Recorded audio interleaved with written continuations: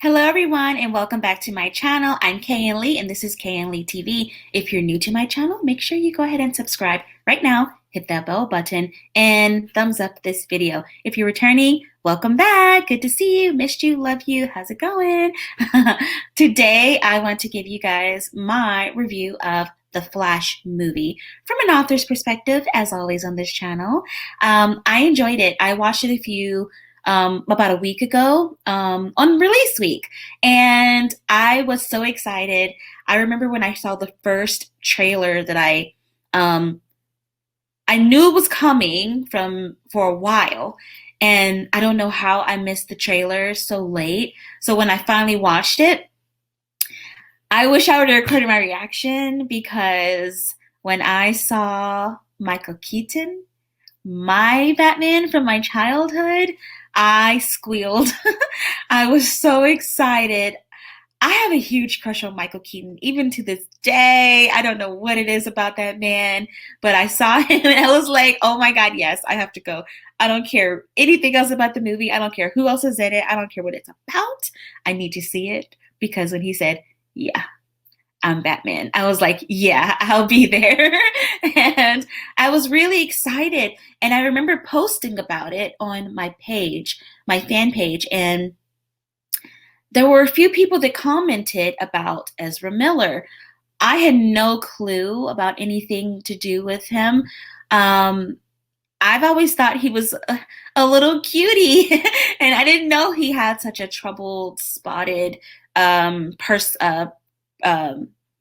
uh, public persona. And I was shocked, and I started to I looked up a few articles, and I was like, okay, this kid maybe needs therapy. And I was like, will this be enough to make me boycott the movie? Which I feel a lot of people were like, I'm not watching it because, he's in there. And I was like, I'm going to have to make a grounded decision. Do I want to watch this movie? Do I want to support the movie? And ultimately I did. I watched it, and, um, you know, I didn't really look up too much about what was going on with the guy. But anyway, I'm going to get off of that. I'm just going to let you know a little background about it. And so I did notice that they started to kind of advertise it more so with Michael Keaton being the pull, kind of detracting from Ezra Miller. And I'll tell you, he's a great actor. I really don't know too much about his personal life, but I can see how the marketing was trying to deflect from his personal life. And I can also tell you that I can see the movie and the writing also kind of trying to um,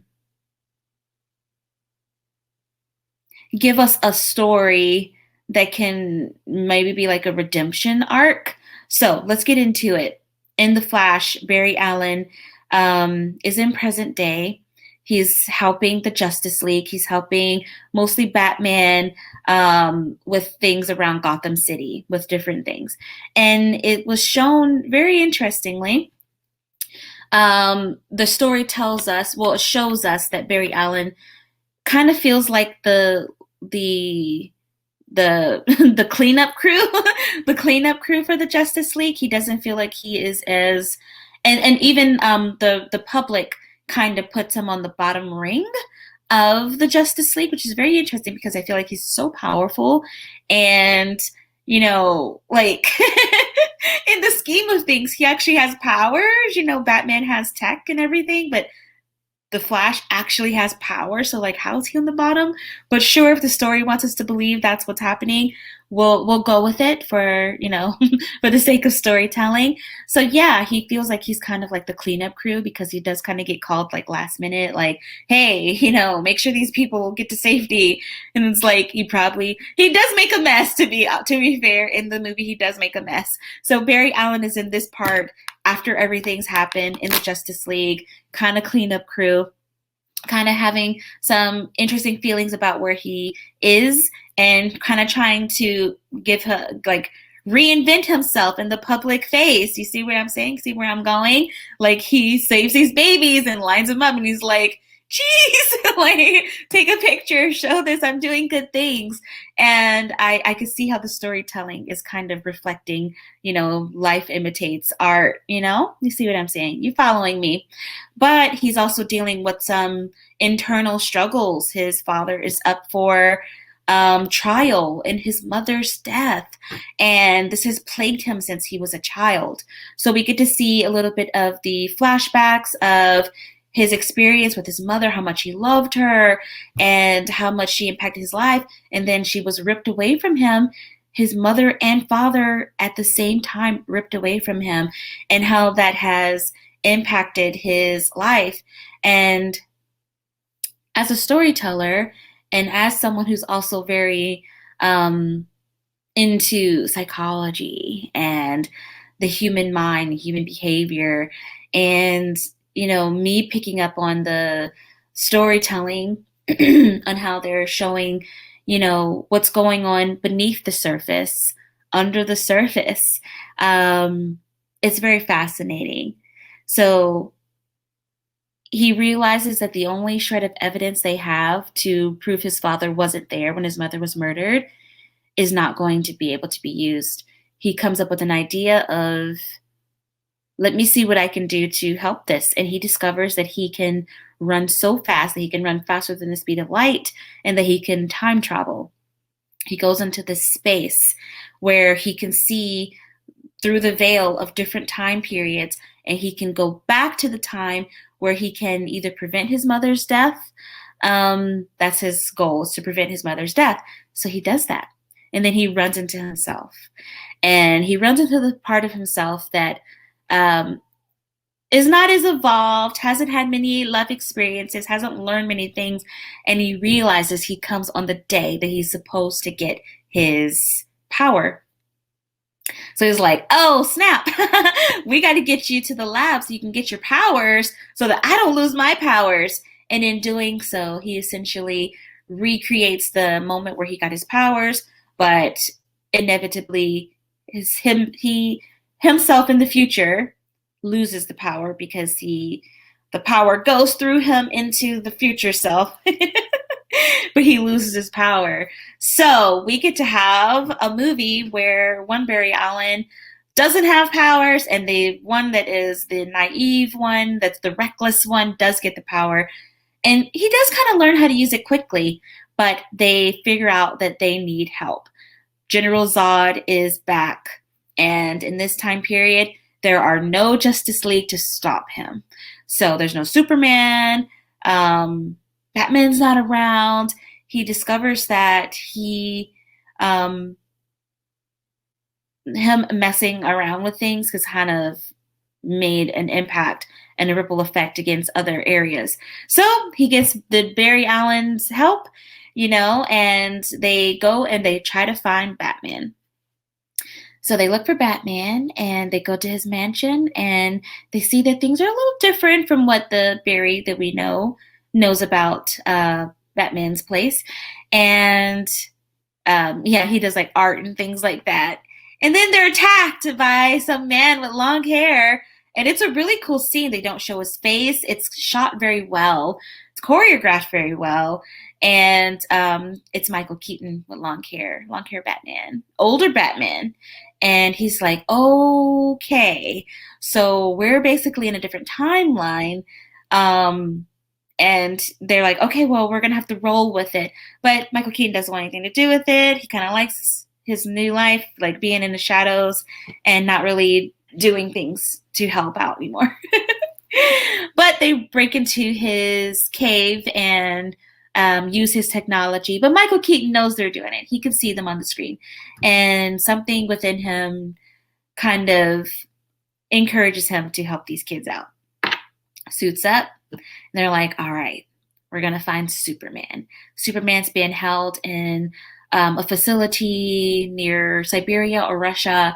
So they use the Batmobile plane jet, and they fly there, and they infiltrate the compound, have some cool fight sequences with Batman. He's doing such a good job. Good job, Michael. Good job, Michael. I love you. And they rescue someone, a woman who is not Superman. He's like, okay, what's happening? And as soon as they take her out, rescue her, and she touches the sun, touches her skin, she starts to regenerate. She starts to get power from the sun. And boom, as we know from the trailer, it's Supergirl. I love Supergirl. And what I love about Supergirl that's different from Superman is Supergirl has actually had training. So she has the same powers as Superman, but she's actually had training and she actually knows how to use her powers. They're not things she discovers about herself and kind of like reckless, well, haphazardly falls into. She knows how to use them. But our Superman, born in, crashed in Smallville and kind of like stumbled upon his powers, doesn't really have military training. So you see that in Man of Steel, that he kind of like just kind of rolls with it and fakes until he makes it, but he's still super powerful, even without training. So she's powerful. She fights these guys off and everything, and they take her to safety to Batman's place. Okay, I'm not going to get into spoilers into this, so this is where I'm kind of going to become more vague. What I loved about the movie is the arcs between future Barry and the younger, more immature Barry. And there's certain things in the movie that I won't spoil that happen within both of their arcs. Barry is desperate to clear his father, but in doing so, he discovers he can save his mother. But he learns that if he saves his mother, so many other things are going to go wrong in the world. So many different timelines are going to suffer because he's trying to reverse a fated event, an event that was meant to happen. And when he discovers this, he actually makes a selfless decision to save other worlds. But the more immature Barry, the Barry that has had the mother through his whole life and hasn't had the same struggles and experiences that created the Barry that we know, that loss sent him on a self-discovery journey that caused growth within him.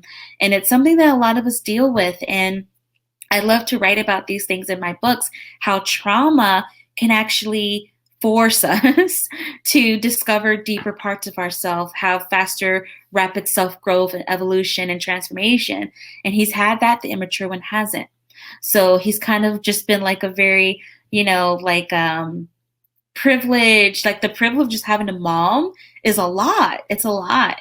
She's, decorated his home and she does his laundry still. So he hasn't had that growth. So his experience is to save her at all costs. Do not let this, don't allow this to happen, and don't allow anyone else to, suffer.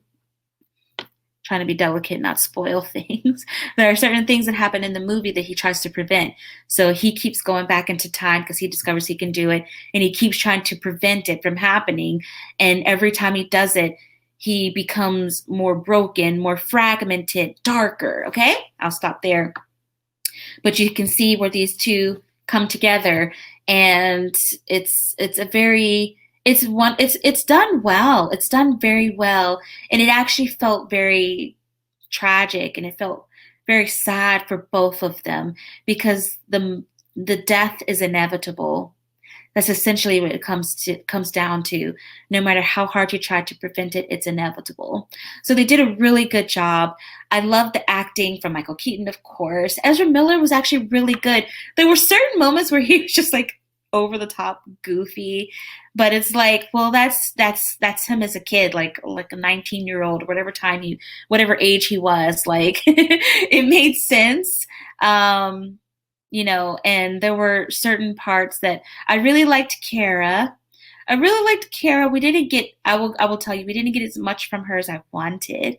Not much story from her. It kind of like brings her in a part where the stakes are already quite high, so she kind of has to decide are you going to help or you're not, and that's all we really get with her. But I really loved the multiverse elements of it. I love the multiverse in any film, like everything, everywhere in the universe. Doctor Strange, Spider-Man. Spider-Man, No Way Home, Spider-Man, uh, the animated version. Love any multiverse. Love it. I write multiverse in my books. So it's really cool to see how you can exist in many different worlds, many different dimensions, many different timelines, and you're having different experiences. There's certain things that are like, cemented in each verse, like a best friend, like Spider-Man. He has a best friend in each one. And like there's certain things that are going to kind of, intersect, but there are certain things that are going to be completely different. The funniest thing about this, The Flash, I laughed out loud. No one else, a few people kind of thought it was kind of like giggle worthy, but I thought it was hilarious that Eric Stoltz was in Back to the Future in this version. I don't know why I thought that was so hilarious, and I thought it was even more hilarious where he kept saying, "No, you mean Michael J. Fox," and they're like, "No, Eric Stoltz," and they're like, "No, Michael J. Fox. I know, I've seen Back to the Future a million times." And then one of the Flash's roommates shows a tattoo on his leg of Eric Stoltz, and was like, "That's Marty McFly," and he's like, "Michael J. Fox." They're like, "Oh, from Footloose?" And I was like, "Oh my God, this is hilarious." Just thinking of Michael J. Fox in Footloose. And I've never even seen Footloose, but I know it's Kevin Bacon. And it was just hilarious to me. So yeah, just things like that of how, we do have Back to the Future, but it has different actors. It's very fascinating, very Mandela effect, if you will. And, all in all, I'll say that I enjoyed the movie. But I didn't feel like I want to see it again. So that's kind of telling for me. Because, like, normally if there's something I love, like Thor Ragnarok, I was like, can I watch it again, like, right now? Or something like Endgame, can I watch it again with each of my friends, my mom and dad? Like, I'm ready to do that. Like, I'll spend a whole day watching it over and over again.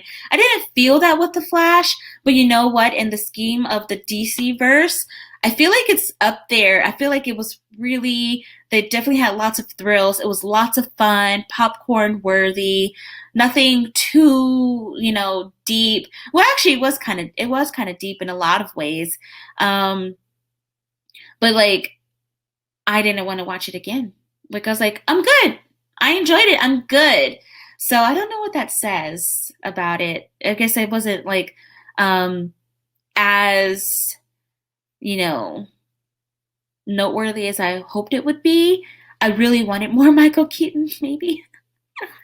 We did have Ben Affleck, and we did have a special cameo at the end, which I was really hoping for, and we got it. I was really hoping to see Christian Bale, but but yeah, it was really good. I would say, go see it. Go see it because I feel like they're setting us up for something special in the DC verse. In the ranking, I don't know, would I put it over Aquaman? Aquaman, I actually wanted to see again, so I guess I wouldn't put it over Aquaman. But I probably would put it over Batman versus Superman. Interesting. But yeah, go see it. Let me know what you thought. I enjoyed it, and I thought that it was worth seeing. They put a lot of effort into it. They put a lot of, I think they did some reshoots, and like I told you, I did see kind of how they were trying to even make Barry's story in the movie kind of redemption for like how Ezra is in real life, which was interesting because you can do that in movies. You can you can have marketing in movies for the actors. But yeah, I enjoyed it, and I hope you enjoyed it too. I hope you let me know what you thought. But yeah, this video has been sponsored by Audible. Audible is it's a software app that you can use to listen to your favorite podcasts. You can listen to your favorite books. You can learn things. There's lots of self-development books on there. There's lots of, like I said, podcasts and the acting, the voice acting in a lot of these audiobooks is top notch. A lot of my books are on there.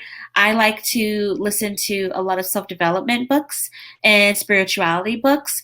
And I'm also listening to right now. Um, a lot of Neil Gaiman. I love Neil Gaiman, and a lot of his stuff is on there. You can listen to Stardust, you can listen to The Sandman, really great stuff. So check it out, use my code, and let me know what you think. So yeah, I'm excited, guys. There's a lot coming up for you on this channel. So if you're not subscribed now, subscribe. I have a big reveal coming, and this channel is about to get a lot of really great content, so you're not going to want to miss it. Let me know what you thought of The Flash. Like, subscribe, comment, and I'll see you in the next video. Bye.